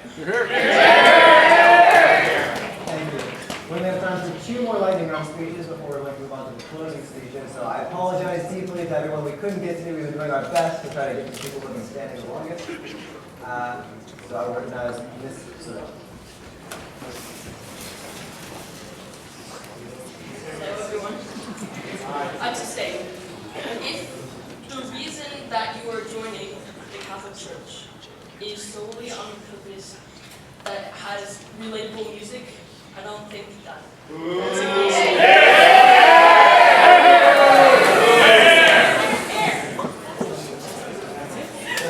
Well, considering the brevity of that speech, we have time for 2 more. So, I want to recognize Thank you very much. Mr. Cerullo did an excellent job of outlining exactly the premise that I would like to lay out for this argument, which is succinctly encapsulated by a single sentence. Liturgy is not for you. It never has been and never will be. Liturgy is where man, like quite literally, obeys his natural obligation towards God. And that is, of course, distinct, as Mr. Searle has brilliantly pointed out, from the music, which is for the man, for the person who is celebrated. But there's an important difference here. Why is it for the man? And it's tied into the purpose of the Mass of Liturgy in itself. If the purpose of liturgy is for man to render his natural obligation to do justice towards God and praise Him, the purpose of music is to help man do that best, to help him fulfill his obligation most. So the question ought not be, do I enjoy this music the most? Is this music appealing to me the most? Does this music bring in the greatest number of people? Do I feel the best because of this amount of music? Does this music relate to my culture? Does this music relate to multiple cultures? Can this music be found to be extremely popular among a wide number of people? All these questions are pertinent only insofar as they do one thing, serve the purpose of liturgy. Now, I'm not going to reach out on one side or the other of the argument, but the point of music here, I think, is being missed. It is in service of the liturgy, solely. If music fails on this account, if it fails to bring man to greater worship of God and to fulfill his natural obligation, as of course the liturgy is primarily concerned, then any discussion of music and its purpose in the liturgy, or its place in the liturgy, is somewhat superfluous. And really, actually, it becomes almost a non sequitur, unworth debating, because we're getting outside the function of the liturgy itself. Without falling on it, think about how you view music itself. What is the purpose of music? Does it serve the primary function of the liturgy? Thank you. Recognize for our last speech of the night, the last lightning round speech of the night for our closing speeches, the lady in the front of the night.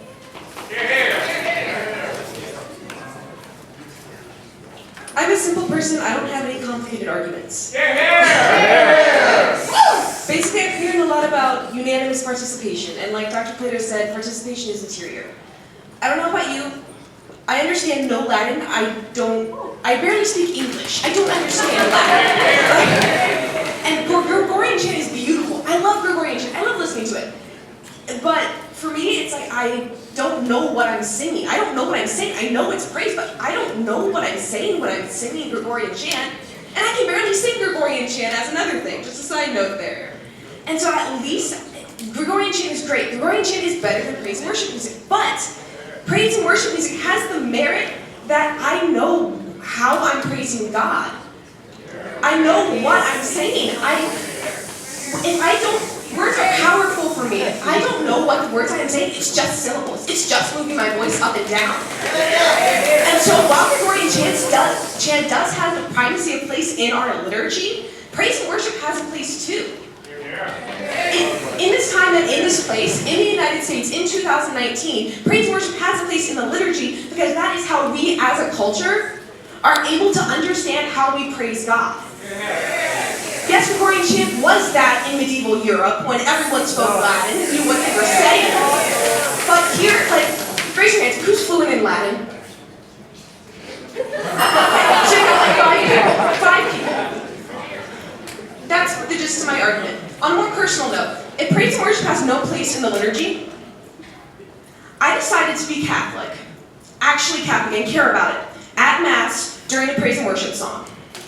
And so if it has no place in the liturgy, in the Mass, I should not be here right now.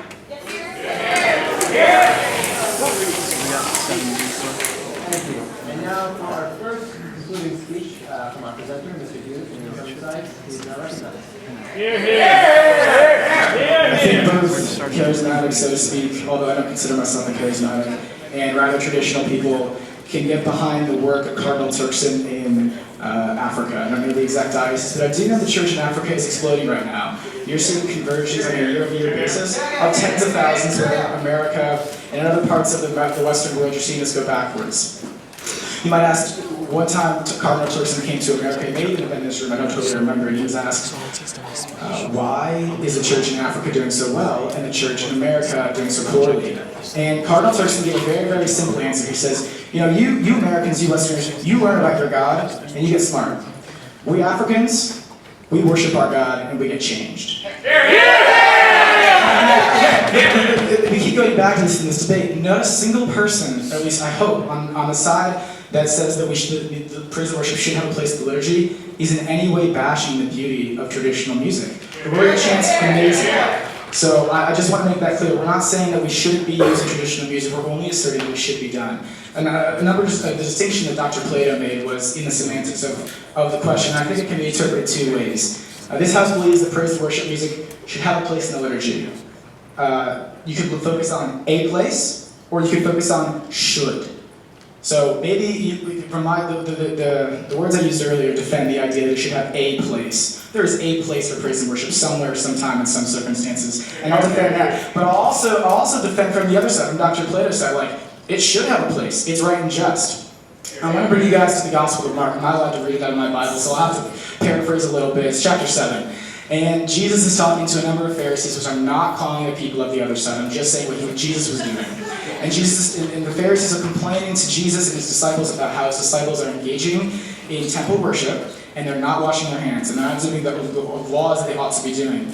And Jesus said something to this effect: "You people, you worship me in vain, for your hearts are far from me. You teach as the commands of God the doctrines of men." And my whole point is not to say that the teachings of the church on praise and worship, or excuse me, give me a second. I'm not trying to say that it is wrong to be using traditional music and that it is of the doctrine of men that we're trying to proclaim as the Word of God. I'm simply pointing out that Jesus is after the heart. That's why he came to earth, was to go. I want to point out from St. Augustine, he's a church father that both sides can definitely agree is solid. And he wrote a document called De Musica. And in that document, he talks about music specifically used in divine worship, which back then is how they referred to the liturgy. And he talked about how it had to be used both for the elevation of the emotion in worship and meditation. It serves both purposes. And again, I want to get back to that one point about the word sacred. It seems to me that we're wondering about whether or not the music in its form brings about proper worship. It seems to me, as Dr. Plato so elegantly pointed out, that worship regards the heart. Explicitly, the lifting of the mind and heart to divine things. And you simply cannot deny, if that is the purpose of the liturgy, to give him proper praise, that is done through praise and worship music. So though it may be done even better if we're all well-educated and we have a background in catechesis, surely by traditional music or polyphony, it certainly is also done through praise and worship. I want to point out another point that was brought up by the other side about how we ought to be giving God the absolute best, the most beautiful, the most ornate, because he's so worthy of it, and guys, it is so true. He is. He simply is worthy of it. But does that mean that we need to be using incense and bells in every mass? Surely not. We wouldn't organize the mass so that every single divine liturgy includes the bells and the incense and all the other beautiful things the church has to offer. They're optional, and they're brought out to bring about a greatness and an aura to the Mass, which is truly right and just in some circumstances. And I can only talk for another minute, guys. I would encourage you guys to read the Vatican documents on the issue, specifically Sacrosanctum Concilium. It doesn't matter how the debate vote turns out, and Musicum Sacrum, because it does make it pretty clear that it's at least tolerable. So in the point of it should have a place, we're pretty decided, and I want to challenge the House on that. It does. It makes it very clear. It has at least a place objectively. Should it, though, in its nature? And if we're looking back at Jesus and his whole point in being here is to raise the heart and mind to God in worship, you simply can't deny that praise and worship does fulfill that purpose, and it can even be used in the Mass to do such a purpose. So with that, I will conclude my closing remarks, and I thank everyone for their time tonight. Thank you, Mr. Chairman. Debates and discussions are great, and talking before people and trying to convince people is awesome. But rhetoric sounds really good, and the truth doesn't always sound so good. But we make decisions based on the truth, and not based on rhetoric. We're rational creatures, and we live in an objective world. We ought to be making our decisions based on objective reality and objective standards, not subjective experience. Surely there's lots of good subjective experience that comes out of praise and worship, and never have we said that it's not allowable as a devotional measure. Surely people have joined the church because they've had great experiences with praise and worship. But the question for us isn't subjectively, what do we think works? What do we think works? However many of us are in this room. It's what does Holy Mother Church give to us and demand our assent to. And what can we do but go back to the popes, and to the documents, and to the saints? I'll restate what I said initially. Pius X, Saint Pius X, in Travelling Solidarity Divini, says, sacred, goodness of form, Catholic. Praise and worship, musically speaking, is not sacred. Praise and worship is not absolutely Catholic, in the sense of universal across all time. Yes, there wasn't Gregorian chant in the first century, but there was chant. A lot of people have talked about the fact that chant isn't effective and it turns us off. But praise and worship works now. Maybe chant worked then when everybody spoke Latin in the Middle Ages, which by the way they didn't. But praise and worship works now. But God is the author of the human soul. He knows what works. And his church, who speaks for him, says chant works. The Germanic tribes that were converted by Latin and chant, and the British Isles say chant works. It wasn't vernacular music. It wasn't the music of the people. There are objective standards. This is what we have to consider when we're considering whether it's appropriate in the liturgy. And the objective standards that are laid out for us don't take subjective experience into consideration. God can bring good out of praise and worship. He can bring good out of good, and he can bring good out of less good. And the question isn't whether or not praise and worship is able to do some good. It's whether or not it fits what the church has given us for the liturgy. If it fails any of those 3 points I keep mentioning, then it's toast. And musically speaking, it's profane. You can't argue. Musically speaking, it is outside of the temple. Developed in the secular, anti-traditional, anti-authoritarian culture of the 1960s. I said it before, the truth doesn't care about your feelings, and that sucks sometimes. Ladies and gentlemen, in the end, what this comes down to is the liturgy. And I want to ask, what is the liturgy? And a couple people have talked about this just recently, but the liturgy is the worship of God, and it's the sacrifice of Calvary. When the priest raises the Eucharist, we're literally, physically, bodily present at the sacrifice of Calvary. You've all seen the Passion, I assume. And those brutal moments where the nails are driven through his hands and he's hanging on the cross. And even his mother, who's the most hopeful creature in all of existence, stands devastated. That's the liturgy. And if it's not appropriate at the foot of the cross, it's not appropriate in the liturgy. You might say, well, I don't think singing would be appropriate at the foot of the cross at all. That doesn't seem right. Okay, maybe that doesn't resonate with us. But the church has given us the truth to assent to, that it is appropriate at the foot of the cross. But I defy any of you to say that strumming a guitar and throwing your hands up is appropriate when our Lord is bleeding above your head.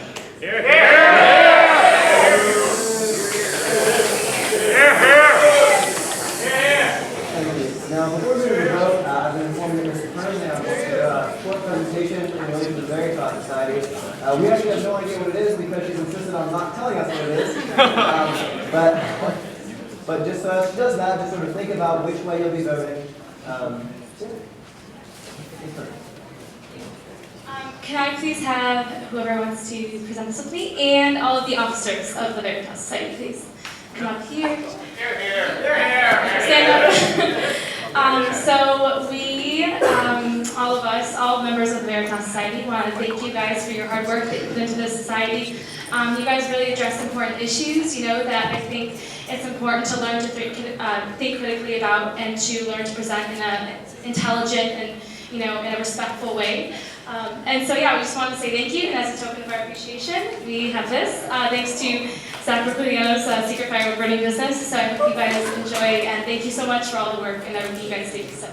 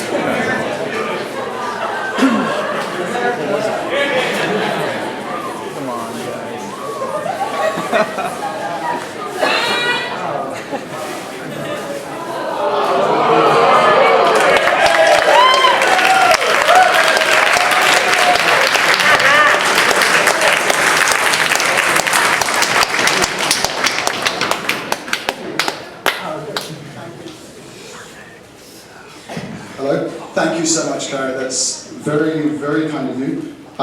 You can probably tell we're an intellectual club and not a practical club based on display there. But yeah, we're very, very grateful to everybody who came out tonight, everyone who supported us at this last semester. I'm obviously going to be in Austria next semester.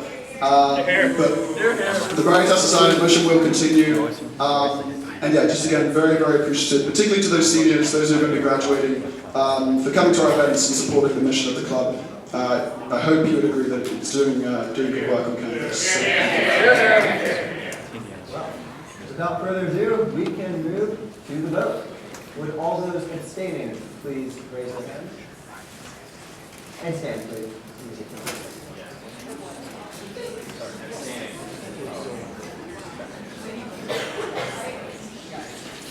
These are abstentions.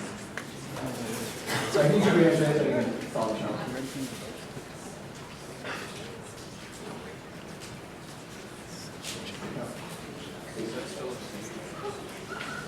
Would all those in favor of the motion please stand and raise their hands?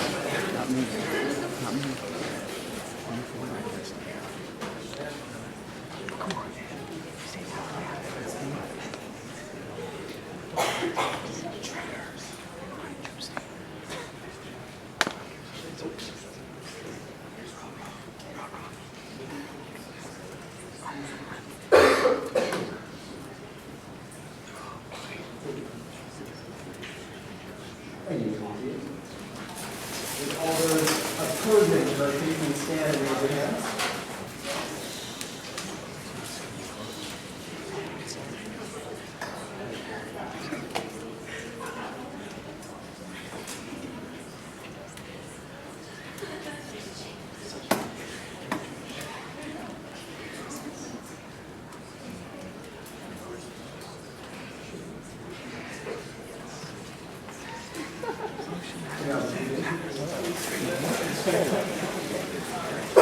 With 8 abstentions, 39 opposing, and 45 affirming, this motion has passed.